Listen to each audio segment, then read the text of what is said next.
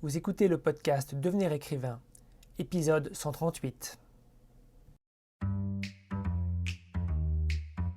Bienvenue sur Devenir écrivain, le podcast pour démarrer et réussir votre carrière d'écrivain. Et maintenant, retrouvez votre animateur Dimitri Poloski, fondateur des éditions de L'Homme sans nom et formateur.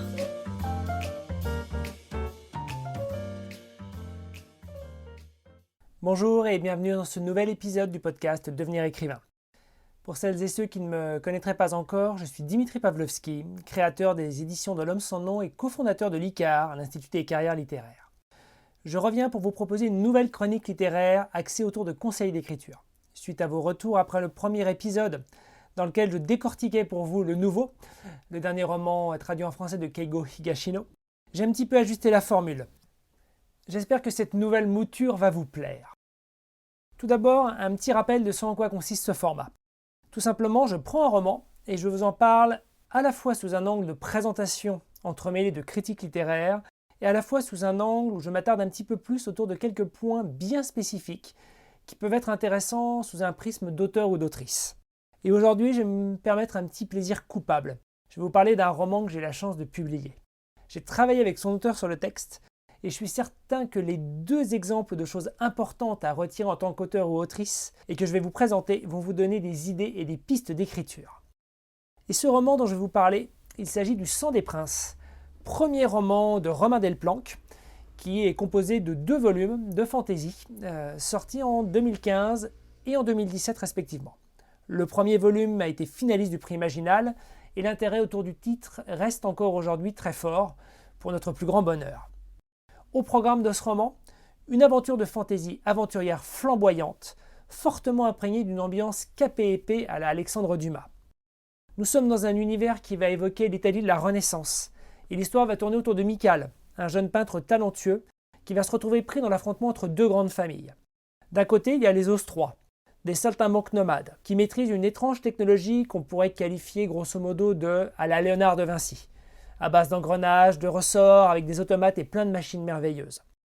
De l'autre côté, il y a les Spadel Pietra, une famille de nobles éclairés, aux intentions au final bien plus troubles qu'elles n'en ont l'air, et qui aimeraient mettre la main sur ces technologies sur lesquelles les Ostrois ont, par des séries d'accords politiques, le monopole de l'usage, mais aussi de la compréhension.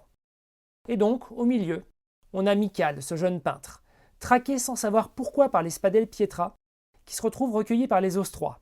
Les Ostrois qui vont devenir sa nouvelle famille, et aux côtés desquels il va devoir réussir à se dépêtrer des complots politiques qui les entourent, mais également comprendre le rôle qu'il a à jouer. Car si les Spadel Pietra le traquent, cela semble être à cause d'une peinture qu'il a réalisée, et qui a réveillé dans la famille une ancestrale et mystérieuse malédiction, l'appel des illustres. Le Sang des Princes va ainsi proposer une aventure virevoltante, remplie de courses-poursuites, de révélations, de retournements de situation. La grande force du roman est qu'il va utiliser le monde des arts comme vecteur à la fois d'émotions, mais également d'enjeux narratifs, et encore plus d'éléments à même de faire avancer l'histoire. Quand les Ostrois sont confrontés à un problème, ils le règlent à leur façon, pleine d'astuces, d'une pointe de roublardise, mais surtout en s'appuyant sur leur créativité et leur approche artistique des choses. C'est quelque chose qui est clairement très original, et cela permet de très belles choses d'un point de vue façon d'approcher les situations auxquelles sont confrontés les personnages. Le cadre du roman, cet univers qu'on appelle clockpunk, en référence justement au système d'horlogerie renvoyant la technologie à la De Vinci dont je vous parlais un petit peu plus tôt, propose aussi quelque chose de frais et de pas si courant en littérature de l'imaginaire. De la même manière que ce cadre chaud et ensoleillé de cet univers qui évoque l'Italie de la Renaissance. On retrouve les évidentes intrigues de cour propres à ce qu'on a connu durant la période qui a inspiré le récit, mais également une ambiance très colorée, très chaleureuse, pourrait-on même dire, là où les ambiances plus froides, plus sombres, souvent habillées d'influences, on va dire nordiques, sont un petit peu plus courantes dans la littérature de l'imaginaire contemporaine. Mais ce qui va vraiment faire la différence, c'est sans conteste la façon dont Romain Delplanque va entremêler tout cela. Il va se servir des éléments que je viens d'exposer non pas comme des fins en soi, mais bel et bien comme des cadres pour son récit. Et là-dedans, il va faire vivre des personnages brossés avec beaucoup de profondeur, il va confronter leur génie et leurs folies individuelles, des personnages qui s'aiment, qui se déchirent, et en les confrontant, en les faisant se croiser, s'affronter et ainsi de suite, il va faire avancer le monde autour d'eux, et amener de grands changements dans l'univers qu'il nous dépeint. Car Le Sang des Princes est de ces textes qui parviennent à entremêler avec brio le côté micro, c'est-à-dire l'échelle humaine de ces personnages, et le côté macro, les impacts des actions de ces personnages sur le monde. Il le fait avec une facilité somme toute déconcertante. Ainsi, Romain va parvenir à parler de malédiction familiale, de grandes batailles, de complots à renverser des nations, de révolution industrielle, d'impact des arts sur le monde. Mais, comme il a l'intelligence de se baser sur ses personnages, il ne va jamais perdre son lectorat avec quelque chose qui ne serait que théorique. Il va proposer à la lecture quelque chose de fluide et de naturel, clairement une des forces premières du récit, aussi invisible, cela puisse-t-il être, quand on est plongé dans la lecture. Après cette présentation et cette critique express, je vais maintenant sortir du texte 2 points qui pourront vous donner des repères intéressants en matière d'écriture. Attention, je vais être amené assez naturellement à spoiler des points d'intrigue, ou devrais-je dire à divulgacher des points d'intrigue, évitons d'employer des termes trop anglophones quand on peut, même si je ne vais évidemment pas rentrer dans des détails. Donc même si vous n'avez pas lu le roman, vous pouvez globalement écouter la suite sans crainte d'avoir la conclusion du récit qui va vous être dévoilée. Le premier point, c'est une chose qui est toute simple, c'est l'ouverture du roman. Et avant d'expliquer, de décortiquer, je vais vous lire la toute première page du roman. Arpège des violons. Les basses suivent, à l'octave. Le rythme a accéléré. Les flûtes, dans leur registre aigu, soufflent des trilles violents. Il lève les bras lentement devant lui. Le timbalier commence un roulement qui va crescendo sur 2 mesures. Les cuivres démarrent un accord pianissimo, les trombones sur la note fondamentale et le tuba un octave en dessous de même. Dans la première seconde, seuls les gonflements de poitrail des trompettistes semblent indiquer qu'ils jouent, et puis l'accord enfle très rapidement. Les cornistes, la main calée dans les pavillons de leurs instruments, en font vibrer le métal. La note est maintenant forte et enfonce l'air de la salle. Son bras est à présent totalement levé, sa main tremble. Les violons et les flûtes doublent la vitesse des arpèges. Les basses soutiennent une note unique en trémolo. Le reste des vents accompagne soit la tierce, soit la septième, préparant la résolution finale. Tout l'orchestre s'est joint à la dernière cadence. Quand son bras s'abaissa et que la tonique finale propulsait dans les airs, dans un feu d'artifice de timbre et d'harmonie, les applaudissements avaient déjà commencé. À tout rompre, plus profond que les timbales, plus haletant que le trémolo des violoncelles et plus triomphant que toute la section de corps réunie. Filion entendit derrière lui le grincement chaotique des chaises qu'on le repoussait pour se lever et ovationner le concert comme rarement les Lyonnais l'avaient fait. Il sentait ses jambes trembler et, pendant un instant, sa vue se brouilla. Devant lui, ses musiciens, tous endimanchés comme si la soirée pouvait améliorer leur doigté, n'étaient pas dans un meilleur état. Il commença mentalement le bilan de la soirée. On le voit ici, Romain a pris le parti de ne pas attaquer son histoire d'une manière classique, par une grande bataille ou une scène de course-poursuite et ainsi de suite. Non, il a pris une direction différente. Il a démontré que bien des approches pouvaient être intenses et spectaculaires. Comme vous l'avez entendu, il a ouvert son roman par un concert raconté à travers les yeux de son chef d'orchestre. C'est surprenant, clairement surprenant. Mais au final, grâce à son écriture, grâce à sa plume et à l'angle qu'il a choisi d'utiliser, dans l'action, dans l'énergie qu'il va donner avec son choix de vocabulaire, la façon dont il va mettre en scène, l'entremêlement entre la réaction des artistes aux gestes du chef d'orchestre, l'intensité chez le chef d'orchestre, toute la musique qui est décrite et la réaction du public qui vient clore la séquence, au final, Romain a rendu son ouverture de récit aussi intense que l'aurait pu être une bataille mortelle entre 2 guerriers légendaires. Pour être honnête, en tant qu'éditeur, si j'ai eu la conscience professionnelle de lire la suite, dans les faits, j'aurais pratiquement pu signer sur cette ouverture de roman, tant elle se révèle d'une impressionnante efficacité. L'important ici, pour vous en tant qu'auteur et autrice, va être double. Déjà, tout simplement, vous rappeler l'importance d'une bonne ouverture de roman. Qu'en tant qu'éditeur, et je ne suis pas le seul, j'ai quasiment pris une décision sur les premières pages de lecture. Ça montre toute l'importance de bien réussir votre entrée en matière.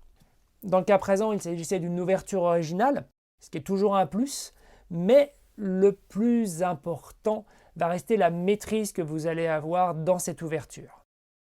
L'autre point vraiment à noter sur cette ouverture de roman, c'est que ça démontre qu'on peut, selon l'approche qu'on va avoir dans l'écriture, rendre n'importe quelle scène aussi intense qu'on peut le souhaiter et lui donner une tonalité qu'on va vraiment orienter par son style. Le second point quelque chose que je pense clairement tout le monde a déjà remarqué en lisant un roman, en regardant un film ou une série. On voit une scène où il y a deux personnages qui, sans se poser la moindre question, sans échanger le moindre mot, vont rentrer en conflit et se foutent sur la tronche. Et on se dit alors, je pense que ça a été le cas pour tout le monde, et moi ça m'arrive très très souvent. Bon, enfin, ils auraient discuté 2 minutes, les choses auraient peut-être été autrement plus simples. Alors oui, ne me faites pas dire ce que je ne veux pas dire. Il y a plein de raisons pour que des gens ne prennent pas le temps de parler. La personne qui a tué toute votre famille vous regarde les yeux injectés de sang et le couteau entre les dents en hurlant qu'il va vous buter à votre tour. Clairement, ce n'est pas le moment de la discussion. Mais combien de fois l'absence de discussion est devenue un prétexte, au final un prétexte pour avoir une tension dans l'histoire, une tension au final un peu gratuite. Ça sert à rajouter des péripéties pour rallonger l'intrigue et globalement, ça se retrouve à servir de béquille à une histoire qui aurait eu du mal à fonctionner autrement qu'avec ce conflit un petit peu gratuit. Et Romain, dans Le Sang des Princes, parvient à éviter cet écueil avec soin. Comme je l'ai dit dans la présentation, on a 2 grandes familles qui vont s'affronter dans Le Sang des Princes. Mais ce sont des affrontements à grande échelle, où les conflits directs vont essentiellement concerner les dirigeants. Et lorsque ce sont les jeunes générations, clairement moins impliquées, qui se croisent par hasard à un moment du texte, Romain a l'excellente idée de faire que, bien que tendus entre eux au début, après tout, ce sont leurs parents, leurs grands-parents, leurs oncles et leurs tantes qui s'affrontent et qui passent leur temps à leur répéter que cette autre famille est l'ennemi juré. Donc ils sont tendus au début. Mais ils vont se parler. Et ils vont se rendre compte, en fait, que la situation est peut-être moins simple qu'il n'y paraît et que les raisons de ce conflit méritent peut-être qu'on essaie en fait de s'y opposer. Ainsi, et c'est véritablement là que Romain a réussi son coup, parce que tout simplement faire discuter les personnages au lieu de créer un conflit, ok, ça sort un petit peu de ce qu'on a l'habitude de voir, mais en même temps, si ça ne donne rien de plus, ça n'apporte pas énormément à l'histoire. Non, là, il va esquiver un lieu commun dans ce genre de situation, en envisageant la possibilité du dialogue, mais surtout, ce faisant, il va s'ouvrir un pan narratif qui est différent et qui va être extrêmement intéressant en ce qui va lui offrir des possibilités pour raconter une histoire dans une direction à laquelle on ne s'attendait pas nécessairement au départ. Voilà pour cette rapide critique / conseil littéraire autour du Sang des Princes. J'espère que cette critique vous aura inspiré et que ces conseils vous seront utiles. Je vous retrouve très bientôt pour une autre critique littéraire ou encore pour une interview d'auteur ou d'autrice. D'ici là, n'hésitez pas à nous faire vos retours sur ce format de podcast, cette nouvelle proposition autour des critiques littéraires, à vous abonner évidemment à notre newsletter pour être tenu informé de toutes les infos qui tournent autour du podcast Devenir écrivain et de l'ICAR.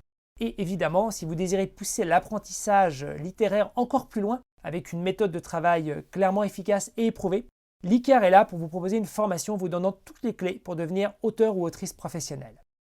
Sur ce, je vous dis à très bientôt. Au revoir. Si tu veux apprendre à écrire un roman de qualité professionnelle et séduire les éditeurs, si tu veux qu'une équipe complète de professionnels t'accompagne dans ce projet, tu dois rejoindre Devenir écrivain, projet best-seller. C'est la formation la plus complète et individualisée pour t'aider à concrétiser ton rêve d'écriture. Inscris-toi sur licar.fr/formation, licares.fr/formation pour avoir toutes les informations. Beaucoup de nos anciens stagiaires réalisent actuellement leur rêve d'être écrivain professionnel, alors toi aussi, rejoins-les sur licar.fr/formation.